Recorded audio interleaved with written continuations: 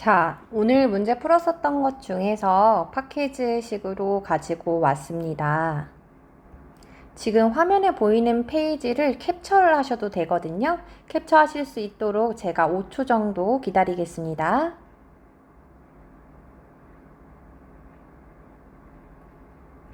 자, 제가 의도한 이 문제 빈칸에 대해서 설명을 드리겠습니다.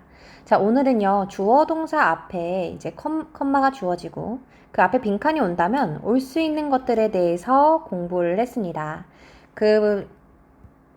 올 수 있는 것들은 무엇이 있고 그들의 차이는 또 어떠한 건지 한번 적어 보시면 도움이 될 것 같고요.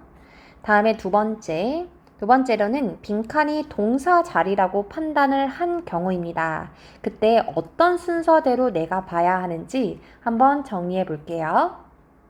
세 번째로는 수량 형용사라고 해서요. every, all, few, many, much 뭐 이런 것들 있죠.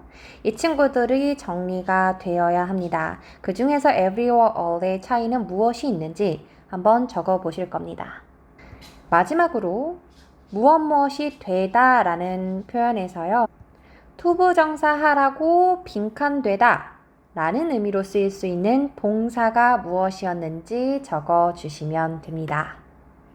그 외에 제가 짧게지만 보여드렸었던 그 동사들 기억나는 거 다 적어 보실까요? 자, 지금 제가 하는 의도, 방금 말했던 것의 의도를 파악하지 못하셨다면 질문 주시면 되고요. 잠깐 동영상을 멈추셨다가 해당 내용들을 다 작성한 후 다시 재생 버튼 눌러주시면 됩니다. 자, 그러면 다 준비가 되셨다라는 전제 하에 저는 10초 후 해설을 할 겁니다.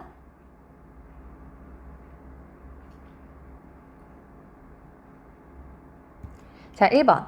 주어 동사가 이미 문장이 완전하다라고 한다면 이 컴마가 동사를 또 연결해 줄 수는 없어요.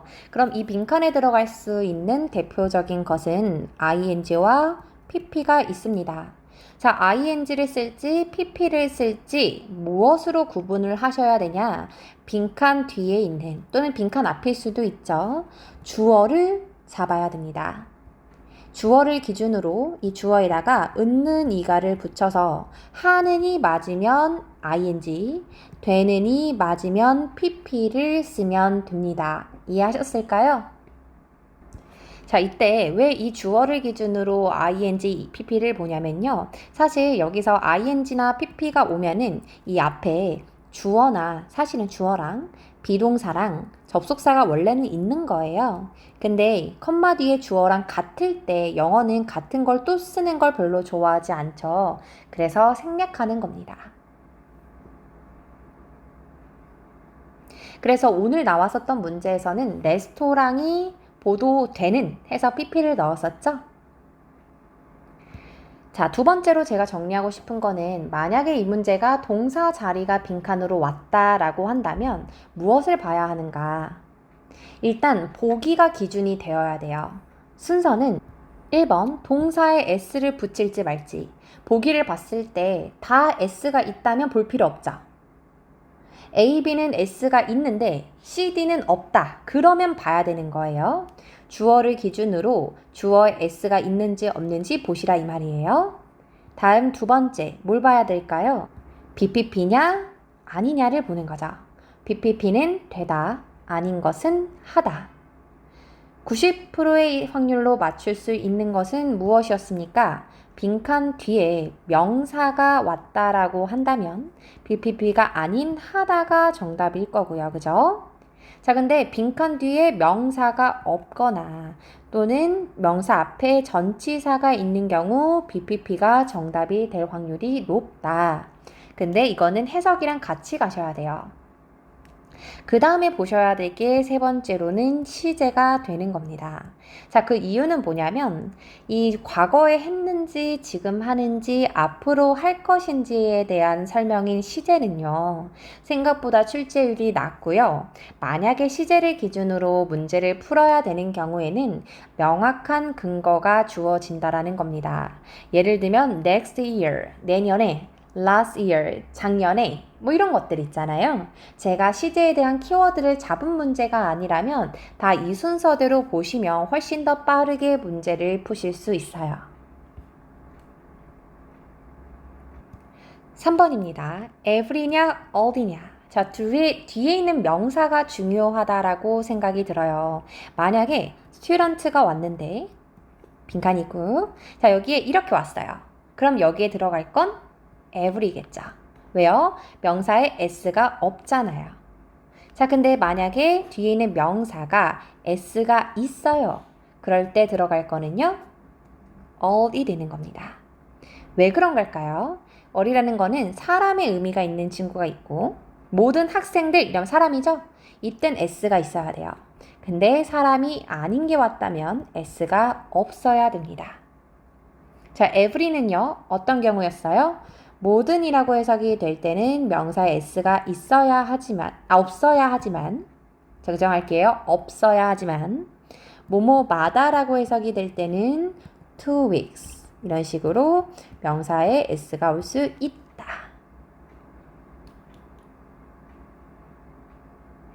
자, 다음 4번입니다. 출제율이 막 높은 건 아닌데 가끔씩 나오기 때문에 이게 나올 때마다 나는 좀 틀리더라 라고 하고 암기가 좀 빠르다 라고 느껴지신다면 문제를 공부하시고 해당 이론을 암기하는 거 추천드리죠. 자, 오늘 나왔었던 거는 뭐였냐면 be reminded 투부정사, 투부정사라고 상기되다 라는 뜻이었습니다. 그거 말고도 굉장히 많았죠. 예를 들면 allow 목적어 투부정사, persuade 목적어 투부정사, advise 목적어 투부정사, want 목적어 투부정사, would you like 목적어 투부정사, permit 목적어 투부정사 말고도 너무 많아요. 저 같은 경우는 토익을 공부를 하기 위해서 외웠던 거는 아니었어서 암기가 되어 있지만 얘를 구구장창 다 외우실 필요는 없다라고 생각이 들고요. 개인적으로 나올 때마다 빈출 동사들 정도만 잘 챙기고 계시면 될 것 같아요. 자, 이제 어휘 문제를 풀 겁니다. 어휘 문제에서 어휘를 암기라고 풀기가 다소 귀찮다라고 느껴지면 자연스럽습니다. 자, 근데 우리는 시험을 봐야 하고 목표 점수가 나와야 하는 사람입니다. 형식적인 공부하시면 안 되거든요. 혹시라도 내가 완벽하게 안 된 것 같다. 다시 돌아가서 암기하시고 오세요. 우리의 수업은 소중하니까요. 자, 그러면 제가 이 중에서 랜덤으로 뽑은 단어를 10초 뒤에 보여드리겠습니다. 자, 시험 볼 준비 되셨나요? 보여드리겠습니다.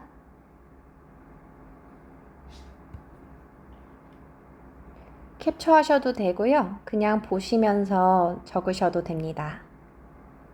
조금 더 가까이서 보시라고 절반씩 나눠서 보여드릴게요. 5초 뒤에 넘어갑니다.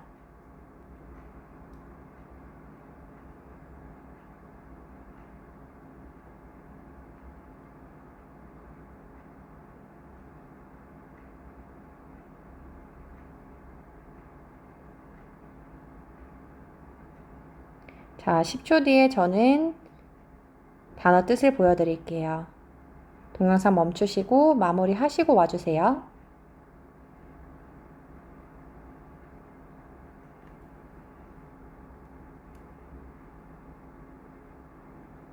정답입니다. 총 20개고요.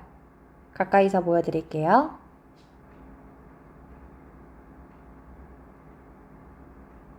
넘기겠습니다.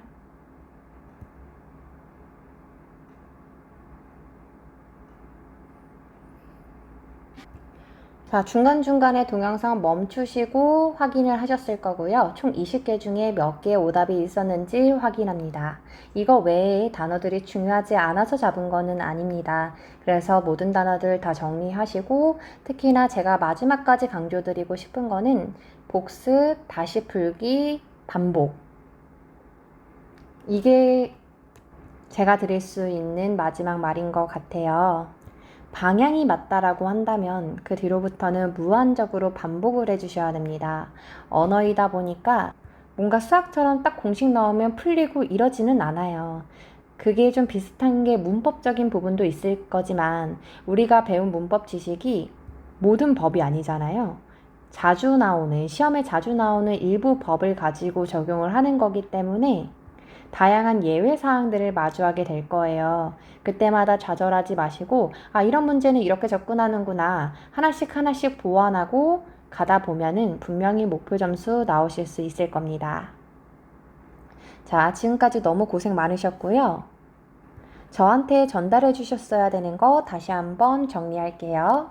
자, 1번 아까 저한테 보내셨어야 됐거든요. 1회차, 2회차 문법 오답 개수, 어휘 오답 개수, 총 소요 시간 보내주셨었고요. 다음에 2번 문제 해설을 들으면서 이해 안 되는 부분은 실시간으로 저한테 질문을 주셨으면 됩니다.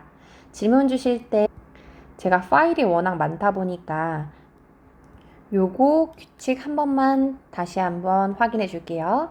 사진 해주시고요. 사진 보내주시면서 진짜 답, 그리고 내가 하고 싶은 질문 요렇게 3개 같이 주시면 훨씬 더 빠르게 피드백을 해드릴 수가 있어요. 그렇지 않으면 제가 사진을 찾고 이제 문제를 푼 다음에 이거에 대한 해석을 전반적으로 다 해드려야 되기 때문에 오히려 시간이 오래 걸릴 수 있거든요.